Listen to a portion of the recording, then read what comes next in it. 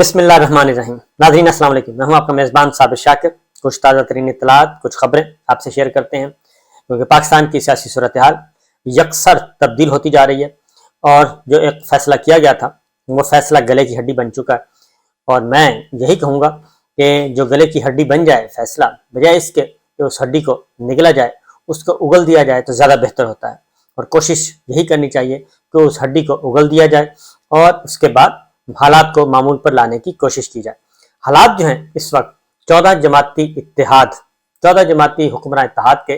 حالات اس کے قابو سے بالکل نکل چکے ہیں، اس کے کنٹرول میں بالکل نہیں ہے، اور جو ان کو سہولت فراہم کرے گا، اس 14 جماعتی اتحاد کو جو بھی سہولت فراہم کرے گا، اس کا حشر بھی وہی ہوگا جو 14 جماعتی اتحاد کا ہو رہا ہے۔ اور حکمراں اتحاد جو ہے اس وقت پاکستان کے عوام کی نظر میں بالکل زیرو ہو چکا ہے اور بے توقیر ہو چکا ہے، اور اس کی وجہ یہ ہے، بے توقیر ہونے کی وجہ یہ ہے کہ ابھی تک پاکستان کے عوام کے لیے انہوں نے یہاں پاکستان کے لیے کوئی ایک قدم بھی ایسا نہیں اٹھایا، کوئی ایک ایسا فیصلہ نہیں کیا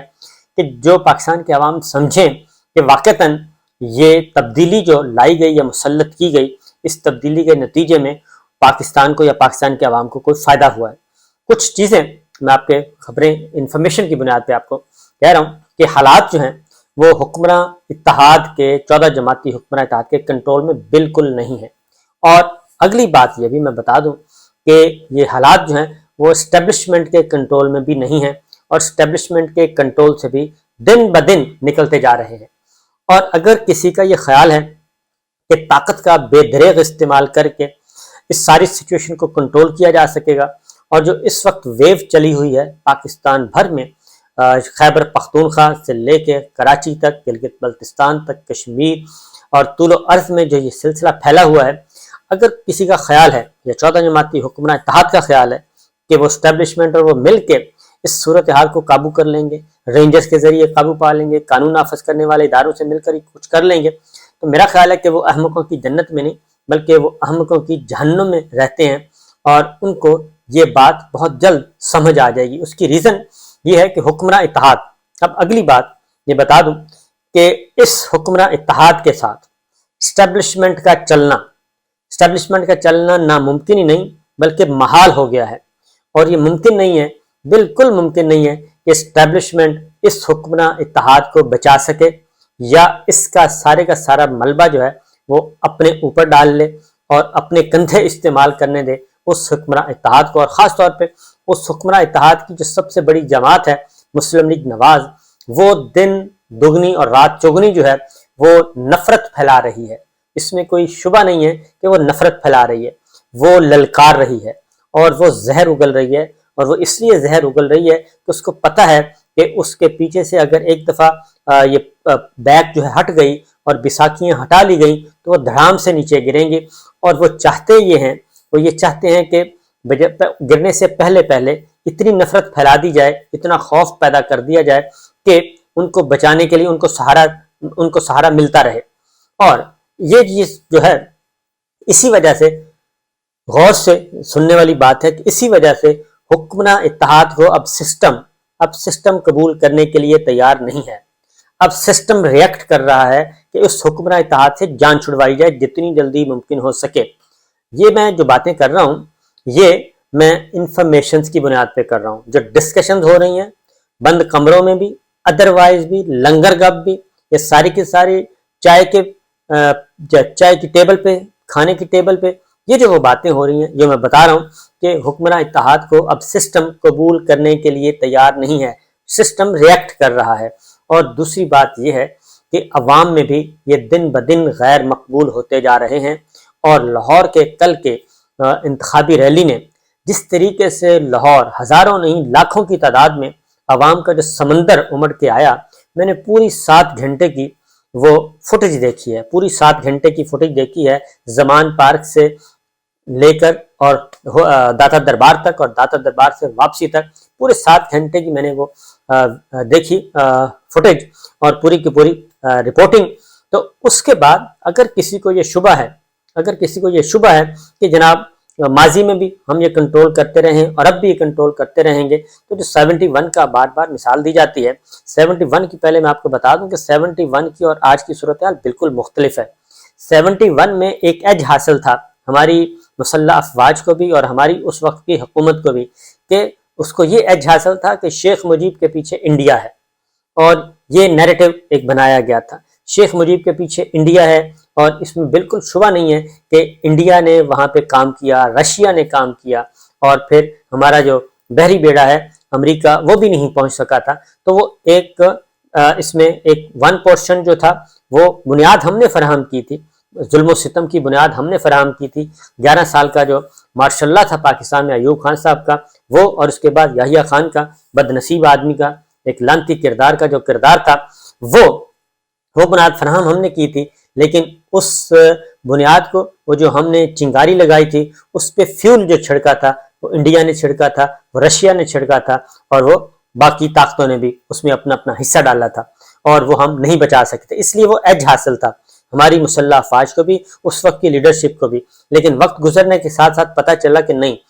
زیادہ کردار ہمارا ہی تھا، ہم نہ ہی بنیادیں فراہم کرتے اور نہ ہی انڈیا کو کھل کھیلنے کا موقع ملتا. تو لیکن اس وقت جو سچویشن ہے، اس وقت عمران خان صاحب پہ کوئی ایسا سٹگما نہیں ہے، ایسا کوئی سٹگما نہیں ہے کہ جس کی بنیاد پہ یہ کہا جا سکے کہ یہ بیرونی ایجنٹ ہے، یہ فلاں کا ایجنٹ ہے، یہ فلاں کا ایجنٹ ہے. اور یہ کہا جاتا ہے کہ جناب یہ یہودی ایجنٹ ہے. تو یہ کیسا یہودی ایجنٹ ہے عمران خان کہ 82 مقدمات ہو چکے، قاتلانہ حملہ ہو چکا، اس میں بال بال بچ گیا، اور پولیس 32 اضلاع کی پولیس پیچھے ہے، پورے ملک کی مشینری اس کے پیچھے ہے، اور اس کا نام بھی ابھی تک ECL میں نہیں ہے. وہ جب چاہے باہر جا سکتا ہے. لیکن وہ ایک ایسا یہودی ایجنٹ ہے کہ وہ 1 سال سے یہیں پہ جدوجہد کر رہا ہے، یہیں پہ مار کھا رہا ہے، یہیں پہ مقدمے برداشت کر رہا ہے، اور وہ ابھی تک وہ اسٹیبلشمنٹ کے خلاف، ملٹری لیڈرشپ کے خلاف ایک لفظ تک نہیں بول رہا، سوائے اس کردار کے جس نے یہ سارے کا سارا کھیل کھیلا اور بلا وجہ کھیلا،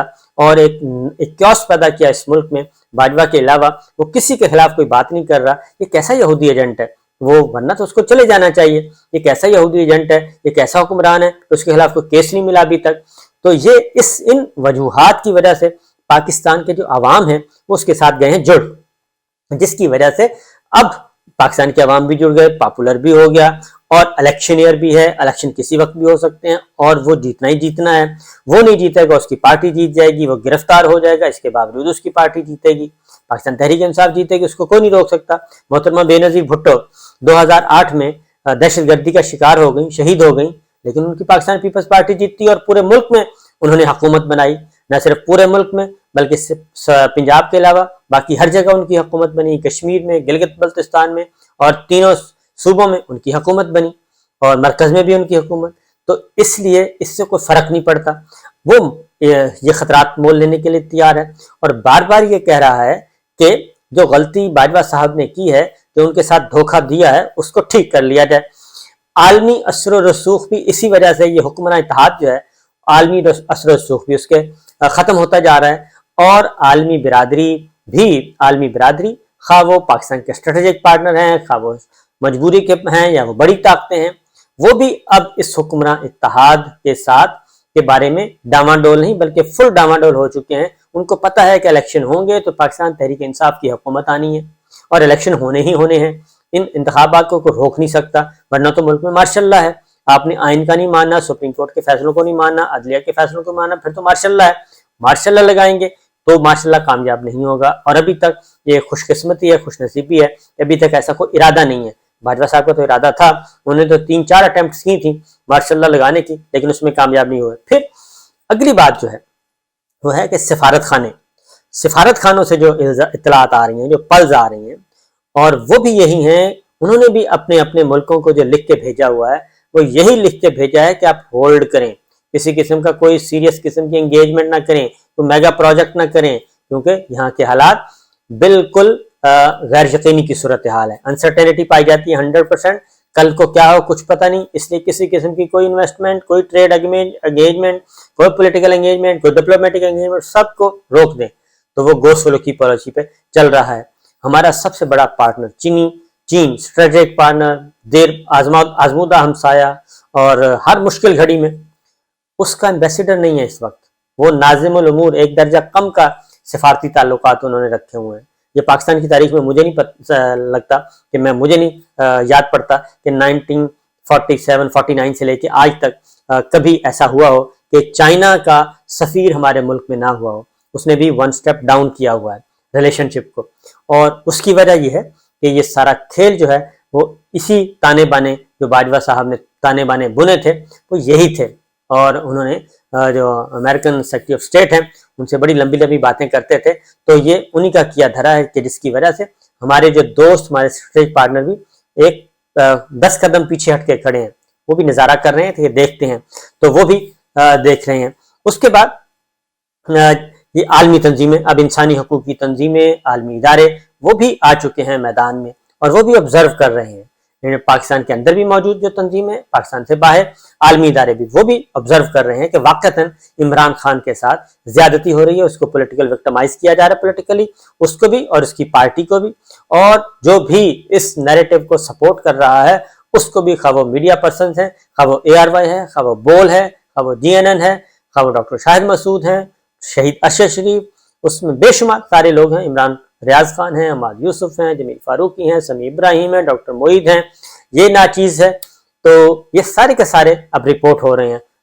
مقدمات، یہ ساری کے سارے کیسز رپورٹ ہو رہے ہیں، اور وہ سمجھ رہے ہیں عالمی ادارے بھی کہ یہ واقعتاً زیادتی ہو رہی ہے، اور پاکستان میں نہ ہی اس وقت جمہوری روایات کا خیال رکھا جا رہا ہے، نہ آئین کا خیال رکھا جا رہا ہے، نہ عدالتی فیصلوں کا، نہ جمہوری آزادیوں کا، نہ سیاسی حقوق کا، نہ بنیادی انسانی حقوق کا۔ تو یہ سارے باتیں یہ جا رہی ہیں جی آپ کے مائنس میں جا رہی ہیں، آپ کا جو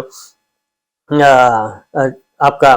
ختم، آپ کی ویلیو ختم کر رہی ہیں، اور اس کے بعد ریٹنگ جس کو کہتے ہیں، ریٹنگ ڈاؤن ہوتی جا رہی ہے۔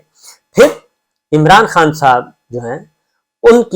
کی جو قبولیت ہے، مقبولیت، وہ اور ان کی ایکسیپٹنس جس کو کہتے ہیں وہ عام ہوتی جا رہی ہے، نہ صرف مقامی سطح پہ بلکہ انٹرنیشنل لیول پہ بھی، عالمی سطح پہ بھی۔ دیگر ممالک بردر ملک جو ہیں وہ بھی، اور اسٹریٹجک جو پارٹنر ہیں وہ بھی دیکھ رہے ہیں کہ اس وقت پاکستان کے عوام جو ہیں وہ اس بندے کے ساتھ، اس پارٹی کے ساتھ جڑ چکے ہیں، اور وہ کوئی ایسی نامعقول بات بھی نہیں کر رہا، تو لہٰذا وہ مڈل ایسٹ ہو۔ اس کی ایک اور ریزن بھی ہے کہ ان ملکوں کے تعلقات، یہ جو ملک ہیں جہاں جہاں پاکستانی موجود ہیں، اوورسیز پاکستانی، مڈل ایسٹ میں سب سے زیادہ ہیں، ویسٹ میں،